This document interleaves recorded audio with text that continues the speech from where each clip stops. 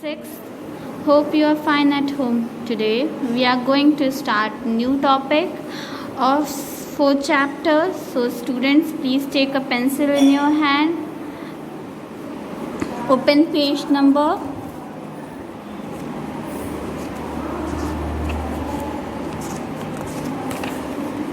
50. Okay. Today we are going to start new topic, production of cotton. Cotton कैसे produce होता है, कैसे बनता है. आप लोग ने पिछले लेक्चर में सुना होगा कि कॉटन प्लांट होते हैं, उससे कॉटन हमें मिलता है. हमने कॉटन प्लांट्स के बारे में भी बताया था आपको कि वो कैसे होते हैं. देखिए यहाँ पे कॉटन प्लांट्स हैं, ठीक है. ये एक झाड़ी लाइक स्ट्रक्चर होता है, बट वो बॉल्स के फॉर्म में प्रेजेंट होते हैं, ठीक है. जो स्टेम होता है उसी पे ही ये प्रेजेंट होते हैं. कैसे प्रेजेंट होते हैं? छोटे छोटे बॉल्स के, कॉटन बॉल्स के फॉर्म में ये प्रेजेंट होते हैं, ठीक है. अब इसका प्रोडक्शन कैसे होता है? Production of cotton. कॉटन का कैसे प्रोडक्शन होता है?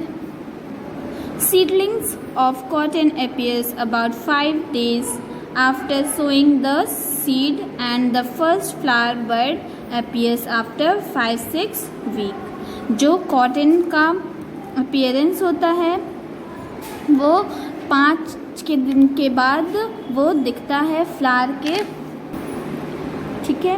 जो फर्स्ट फ्लावर बर्ड होता है वो 5-6 दिन के बाद अपीयर होता है. Each flower falls after 3 days.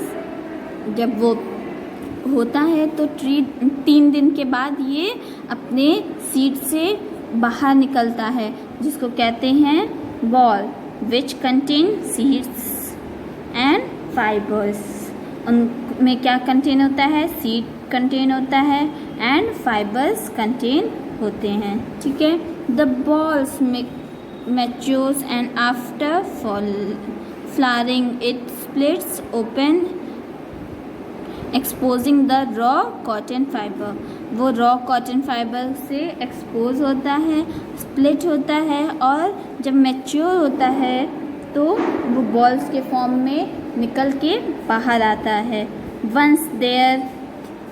When these mature fibers are dried by sun heat, the crop is harvested. जब उससे धूप मिलती है, जब वो ड्राई होता है तो वो हार्वेस्ट किया जाता है, उसको निकाला जाता है. देखिए आपकी बुक में भी यहाँ स्ट्रक्चर बना है ऐसे. ये मशीन्स हैं, इसके थ्रू निकाला जाता है, ठीक, कॉटन को. The harvesting of cotton is mostly done manually by hand picking. जो हाथों से उनको तोड़ के निकालने में भी मतलब ज़्यादा टाइम उससे वैसे किया जाता है. This is the best method of obtaining fully grown cotton because unwanted materials called thrash like leaves and remains of the bolls are left behind. उनको पीछे छोड़ देते हैं. जो स्टेम होता है उसको पीछे छोड़ दिया जाता है और बॉल्स को निकाल लिया जाता है. वो हाथ से भी होता है और मशीन से भी होता है, बट इस टाइम मशीन से ज़्यादा हो रहा है. Nowadays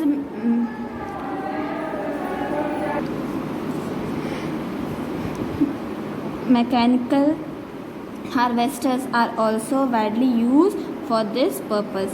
इनको मैकेनिकली यूज़ किया जाता है हार्वेस्ट करने के लिए. देखिए ये मशीन्स हैं, इसको यूज़ किया जाता है. After harvesting much of the thrash is removed and the fibre are spread. After harvesting much of the thresher is removed and the fibre are spread from their seeds. जो fibres होते हैं उनको spread किया जाता है. कैसे? Seed के through, with the help of strong air current. कैसे? ताकि स्ट्रॉन्ग एयर करंट के थ्रू उनको रिमूव किया जाता है by a process called graining. उस प्रोसेस को कहते हैं graining. This process involves the use of a machine known as the cotton ग्रिन। ठीक है, उस मशीन का क्या नाम है? कॉटन ग्रिन के नाम से जाना जाता है। देखिए कॉटन मैन्युफैक्चरिंग हो रही है यहाँ पे। नेक्स्ट स्टेप क्या है? Finally these lint fibers are spun into yarn by drawing out and twisting the fibers together. This process of making yarn from fiber is called spinning. The finishing process includes drawing, bleaching and printing. इसका कहाँ कहाँ use होता है? Drawing में use होता है और bleaching में यूज़ होता है और कभी कभी प्रिंटिंग में भी इसका यूज़ किया जाता है। Finally 2 sets of yarn are arrange together to form a fabric. उसको फैब्रिक बनाने में यूज़ किया जाता है। This process of arranging 2 sets of yarn together to form a fabric called weaving। उन फैब्रिक को क्या कहते हैं? वीविंग कहते हैं। This is done on machines called looms. ये जो मशीन है वो लूम्स है, उसको वीविंग करने के लिए यूज़ होता है। These machines are manually as well as power operated. ठीक है, ऑपरेट किया जाता है। ये किससे ऑपरेट किया जाता है? पहले तो मशीन से ऑपरेट किया जाता था, हाथ से ऑपरेट किया जाता था और अब मशीन से यूज़ किया जाता है इलेक्ट्रिसिटी के थ्रू। ठीक है, कुछ प्रॉपर्टीज़ हैं। ये एक्टिविटी है, आपको अपनी कॉपी में लिखना है। ओके, होमवर्क है, आप लोग नोट कॉपी में अपने लिखेंगे। डू इन योर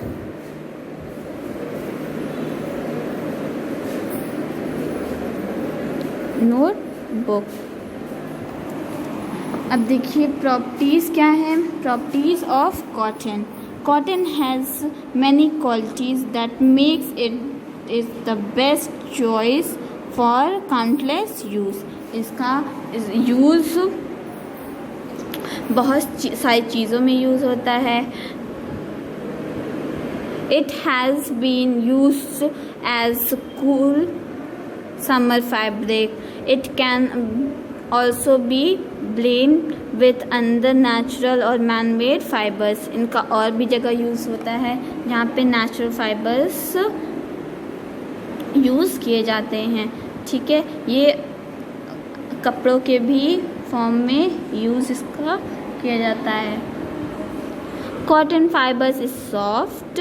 जो कॉटन फैब्रिक होता है वो बहुत सॉफ्ट होता है और कंफर्टेबल होता है वियर करने के लिए। किस टाइम वियर करने के लिए? समर सीजन में वियर करने के लिए ये बहुत कंफर्टेबल होता है।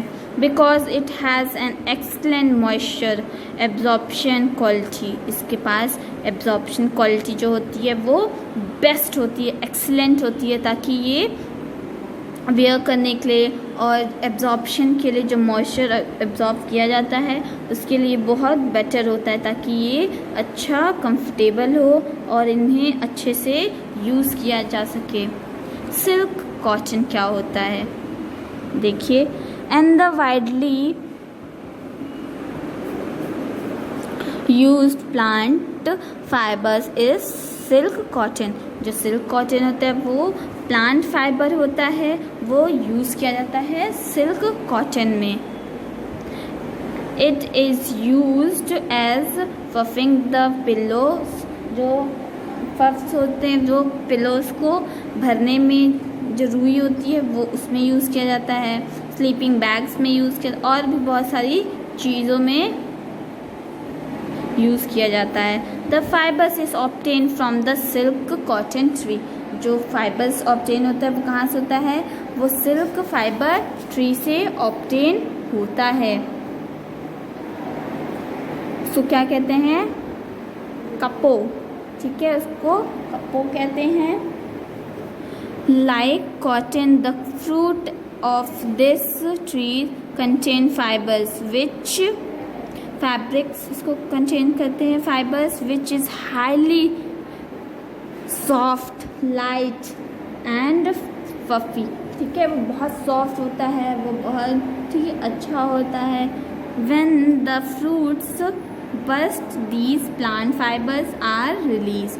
उन्हें उस फ्रूट जब वो फूटता है तो वो निकलता है प्लांट में से और वो फाइबर कॉटन के फॉर्म में बाहर आता है. जूट देखिए क्या होता है, ये भी चीपेस्ट टेक्सटाइल फाइबर है जो यूज़ होता है और ये बहुत कॉस्टली भी मिलता है. उसको ट्रांसपोर्ट में भी यूज़ किया जाता है, बाहर देशों में भी यूज़ किया जाता है और भेजा भी जाता है. ठीक है, आइए देखें इसमें क्या लिखा है. Jute is one of the cheapest textile fibres and is obtain from the bark of the jute plant. जो जूट प्लांट होता है उसके बार्क्स जो होते हैं वहाँ से ये मिलता है और ये बहुत चीप होता है. ठीक है, और इन्हें क्या क्या, जैसे आपको कोई क्वेश्चन पूछ सकता है कि right the name of cheapest textile fibre, you will write jute is the cheapest textile fibre. Okay, it is grown through out, ये हमेशा मतलब इसको ग्रो कर सकते हैं. कहाँ कहाँ पे, कौन कौन सी जगह हैं वो देखिए. Asia, chiefly in India and Bangladesh, ये यहाँ पे इनको यूज़ किया जाता है. For plantation of jute, Lumi soil, ये कहाँ पे इनको लूमी सॉयल में इनका प्लांटेशन होता है. इज़ बेस्ट सूटेड, वहाँ पे उनका क्लाइमेट की वजह से इनको वहाँ पे ग्रो कराया जाता है. It grows well in area that receive high rainfall, जहाँ पे इनका बहुत ज़्यादा ही हाई रेनफॉल होता है वहाँ पे ये वेल एंड ग्रो से इनका ग्रोथ होता है. Jute is brown in colour, जो जूट होता है वो किस कलर का होता है, ब्राउन कलर का होता है. एंड इज़ वीक, और वीक होता है थोड़ा chemically. It is 61% glucose. It is use to produce carpet, ropes etcetera, और डेकोरेटरी आइटम्स में भी इनका यूज़ किया जाता है और इसका डेवलपमेंट भी होता है. यहाँ देखिए ऐसे आपकी बुक में बना हुआ है और ऐसे ही होता है. ठीक है, स्टेम होता है. अब इसका प्रोडक्शन कैसे होता है, production of jute. Jute is made up from thick bark of the jute plant. ठीक है, वो जो थिक बार्क होता है वहाँ से इसको लिया जाता है. Once the plant which has no branches achieves a height of 6 to 10 feet, it is harvested.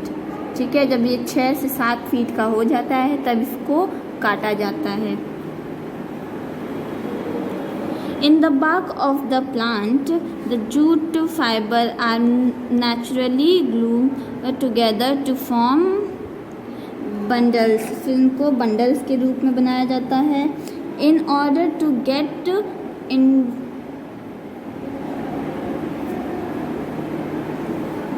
इनको अच्छे से बनाया जाता है और वो स्टिक के फॉर्म में भी प्रेजेंट होता है. ठीक है, this process of rotating the stem and spreading individual jute fibres from bark of the plant is called retting. ठीक है, इनको रिटिंग भी कहते हैं. हेम्प क्या होता है, देखिए लाइक जूट, ये जूट प्लांट के जैसा ही होता है. इसमें फाइबर्स होते हैं और स्टेम भी प्रेजेंट होते हैं. ठीक है, like jute hemp fibre are obtain from the bark of the hemp plant. ठीक है, वो बार्क किसका होता है, हेम्प प्लांट का ही होता है. These fibres are used in making ropes, carpet, cloth, papers etcetera. इनका यूज़ कहाँ होता है? किसमें? पेपर बनाने में, क्लोथ्स कपड़े बनाने में, कारपेट्स बनाने में और रस्सियाँ बनाने में यूज़ किया जाता है। फ्लेक्स क्या होता है? Flax also known as linseed, उनको कहते हैं लिनसीड कहते हैं। ये नेचुरली ग्लूकोज फाइबर का होता है। It is obtained from the plant of the flax plant. ठीक है, इसका स्टेम कहाँ से मिलता है? हमें फ्लेक्स प्लांट से ही मिलता है। फ्लेक्स फाइबर इज सॉफ्ट और फ्लेक्सिबल होता है। ठीक है, ये बहुत सॉफ्ट होता है और इसको फ्लेक्सिबल होता है। ठीक है, इससे रस्सियाँ बनती हैं, जो बोरीज होती हैं वो इसी से ही बनती हैं। ठीक है, और ये ज़्यादा स्ट्रॉन्ग होता है कॉटन फाइबर से, बट लेस इलास्टिक होता है। इसमें जिसका खींचापन थोड़ा कम होता है। ओके, कोर क्या होता है? देखिए, ये हस्क है कोकोनट का। ठीक है, खुज्जा जिसको कहते हैं ना, ऊपर का जो कोकोनट का वो होता है, पार्ट होता है, उसको हस्क कहते हैं। ये core is obtain from the fibrous mass of the outer protective coating or husk of the coconut. ठीक है, the fibres are remove by the soaking the husk in the slime water for few months। इनको सोक किया जाता है किसमें? Slime water में। कितने महीनों के लिए? कुछ महीनों के लिए इनको सोक किया जाता है। Spread separate husk is then beaten. उनको फिर सेपरेट किया जाता है, फिर इनको पीटा जाता है, फिर इससे मैन्युफैक्चर बनता है। कुछ वुडन का कुछ काम किया जाता है इस पे, और इनका मैट्स बनता है।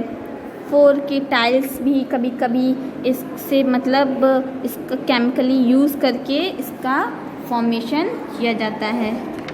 ठीक है, ये कंपैरिजन है,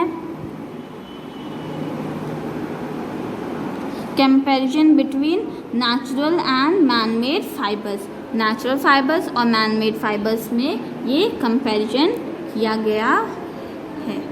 ठीक है, so thank you class for listening this video.